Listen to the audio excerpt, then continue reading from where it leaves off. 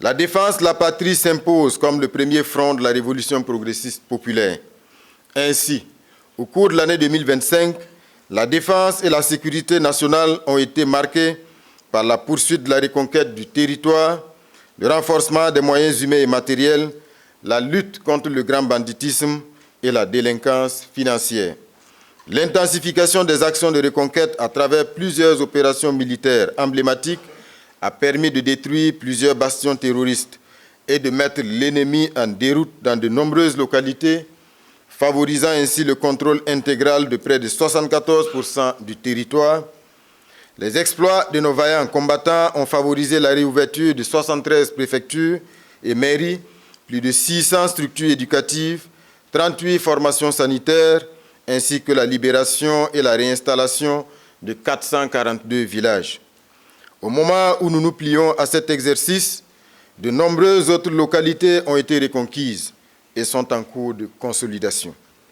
Malgré la perfidie des terroristes et l'atrocité de leurs actions sur les paisibles populations, nos forces combattantes ont toujours agi avec professionnalisme et dans le strict respect de la vie humaine. Le renforcement des effectifs s'est poursuivi avec le recrutement et la formation de 16 000 militaires, tous profils confondus, 2 000 policiers et près de 15 000 VDP. Sur le plan de la formation militaire, nous avons abordé un tournant décisif. Désormais, nos cadres au niveau stratégique sont formés sur notre sol, selon notre propre doctrine de guerre enracinée dans nos réalités. Cette vision stratégique s'est matérialisée par l'ouverture de l'Institut d'enseignement militaire supérieur Tiefo Amoro et la création de l'Institut supérieur d'aéronautique de Bobo-Dioulasso. Cet institut se destine à assurer la formation de pilotes et de techniciens aéronautiques dans une approche civilo-militaire. Dans les semaines à venir, cette école de formation de pointe procédera au recrutement de sa première promotion d'élèves pilotes qui seront intégralement formés au Burkina Faso par des instructeurs burkinabés. Ces acquis ont été renforcés par une amélioration significative, tant quantitative que qualitative, des équipements militaires acquis grâce à l'engagement patriotique et à la mobilisation exemplaire de l'ensemble du peuple burkinabé.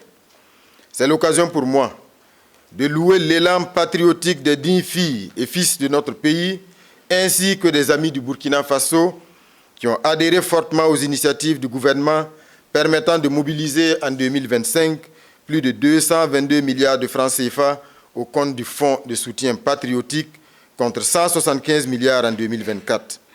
Depuis son lancement en 2022, cette initiative a permis de mobiliser plus de 496 milliards de francs CFA au profit de la défense nationale et des projets stratégiques.